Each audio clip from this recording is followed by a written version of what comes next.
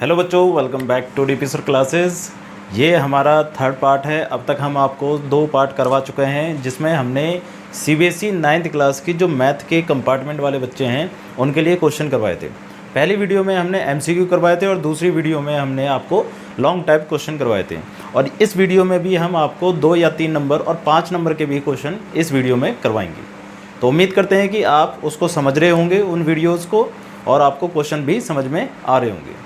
तो चलिए स्टार्ट करते हैं आज की क्लास को नए क्वेश्चंस के साथ। ठीक है, तो पहला क्वेश्चन है आपके पास, ये पॉलिनोमियल से रिलेटेड है आपका।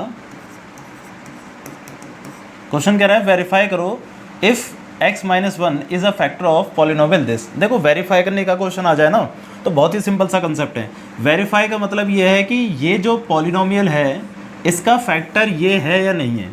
तो ये वाली चीज़ इसका फैक्टर है या नहीं, उसको पता करने के लिए क्या करोगे, इसमें से ना x की वैल्यू निकालो।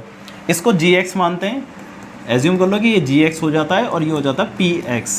ठीक है, अब gx में से ना x की वैल्यू निकालो, तो gx इक्वल टू में 0 मान के चलेंगे। ठीक है ना, gx इक्वल टू में क्या मान के चलेंगे, 0।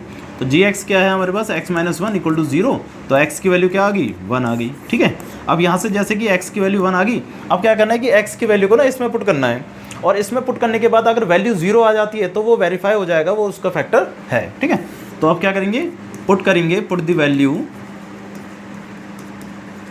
Of x in equation px। ठीक है, px है हमारे पास x की पावर 4 प्लस x की पावर 2 माइनस 8x प्लस का 6। अब इसमें x की जगह पर क्या पुट करेंगे हम, 1 पुट करने पर क्या आ जाना चाहिए, 0। तो जहाँ जहाँ x लिखा है वहाँ क्या कर देंगे, 1 पुट कर देते हैं। ठीक है ना, तो जहाँ जहाँ x लिखा है वहाँ 1 पुट कर दिया, तो ये हो जाएगा 1 + 1 माइनस का 8 और प्लस का 6। तो 1 + 1 कितना हो गया आपके पास, 2। तो 2 ये हो गया, और माइनस का 8 और प्लस का 6 कितना हो गया, माइनस का 8 प्लस का 6, minus plus minus plus minus. ठीक है, तो 8 में से 6 गए तो 2 बचेंगे, और साइन किसका आएगा, बड़े का आता है। बड़ा क्या है इसमें, 8 है, 8 का साइन क्या है, माइनस, तो माइनस का 2। तो 2 से 2 कैंसिल हो गया, 0 हो गया। अब 0 आने का मतलब पता है क्या है, 0 आने का मतलब ये है कि ये जो है ना इसका फैक्टर हो गया। तो आप लिख रहे हैं ना कि yes gx is the factor of px। ठीक है, gx जो है किसका फैक्टर है, px का फैक्टर हो गया। बात समझ आ रही है, सिंपल सा कंसेप्ट है, ऐसे क्वेश्चन पेपर में आ सकते हैं। ठीक है, इसे नोट कर लेना, वीडियो को पॉज कर कर। अगला देखते हैं। अगला क्वेश्चन है, इवैल्यूएट करना है this without multiplication directly multiply नहीं करना है इन दोनों को, इसमें एक फॉर्मूला लगाना है। फॉर्मूला क्या लगेगा, देखो इसमें कि 203 लिखा है और 205 लिखा है, तो 203 को क्या लिख सकते हैं, 200 + 3। 205 को क्या लिख सकते हैं, 200 + 5।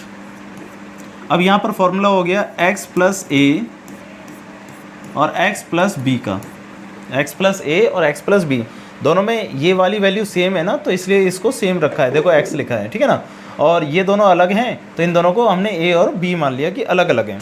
इसका फॉर्मूला क्या होता है आपका, इसका फॉर्मूला होता है x² प्लस का a + b इंटू x और प्लस का ab, इस तरीके से।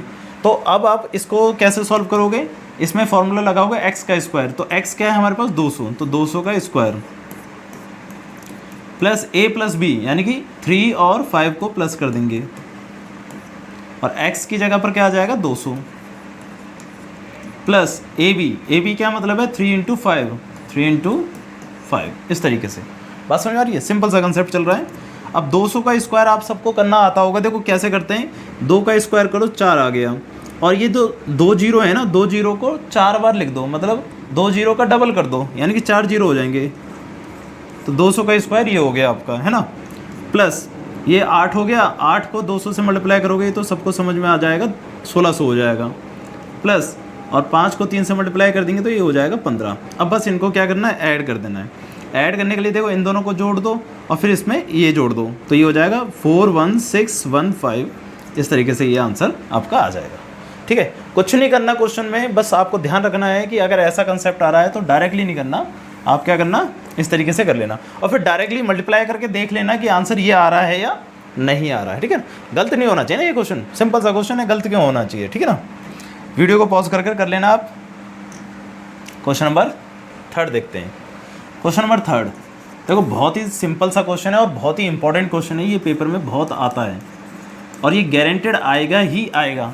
इस क्वेश्चन को करके जाना कि पॉइंट वाली जो टर्म है उसको आपको क्वेश्चन बोलेगा कि P/Q की फॉर्म में कन्वर्ट करना है। तो कैसे करना होगा, देखो इस क्वेश्चन को कि जो भी टर्म दे रखी होगी ना उसको x मान लेना, 0.7777 ये x हो गया।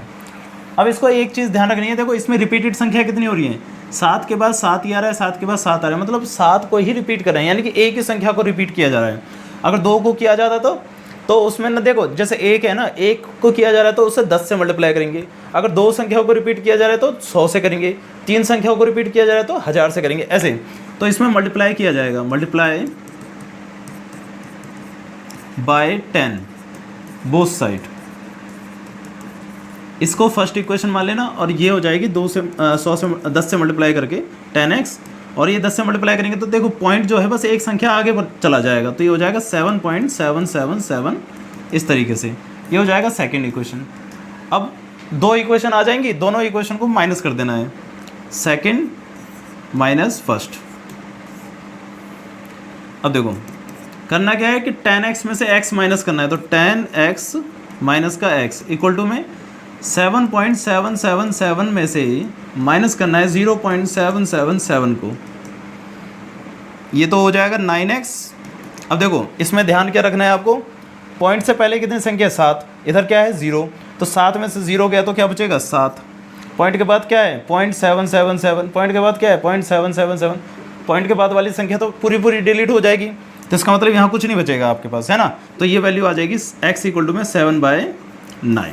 तो इस तरीके से ये आपका आंसर आ जाएगा। बात समझ आ रही है, क्वेश्चन में कुछ भी नहीं था मगर बहुत ही ज़्यादा इंपॉर्टेंट क्वेश्चन है, पेपर में ये गारंटेड आता ही आता है, आप इसे जरूर करके जाइए, ठीक है ना। वीडियो को पॉज कर इसको करिए फटाफट से।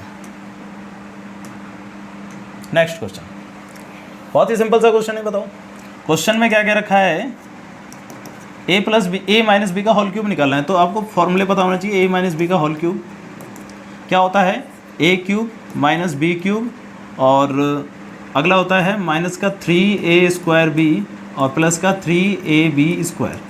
इस तरीके से ये फॉर्मूला यहाँ पर आपको होता है, ठीक है ना। तो फॉर्मूला हमेशा याद रखें, फॉर्मूला याद नहीं होगा तो बच्चा कन्फ्यूज़न क्रिएट करेगा ही करेगा, उसको क्वेश्चन नहीं आ पाएगा, ठीक है। अब क्वेश्चन है हमारे पास a/2 माइनस b/3 का होल क्यूब, इसके अकॉर्डिंग फार्मूला लगाओ, a का क्यूब यानी कि पहले वाले टर्म का क्यूब,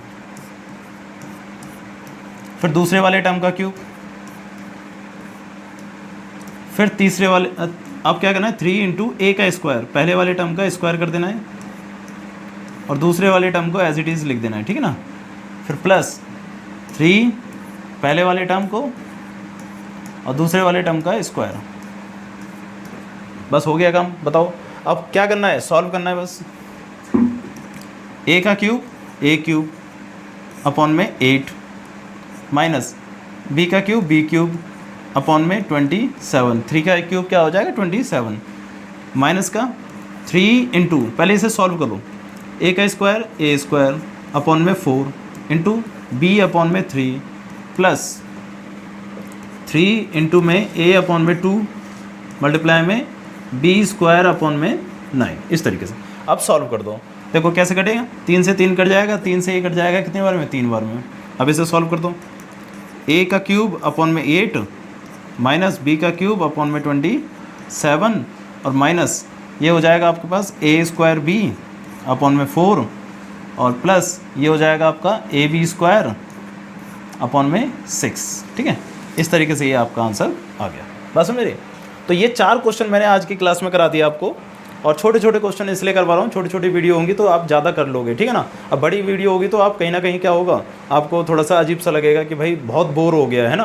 तो बोर नहीं होना, छोटे से छोटे मतलब 4-5 क्वेश्चन करते रहो, आपका ईजिली तरीके से कंपार्टमेंट क्लियर हो जाएगा, ठीक है।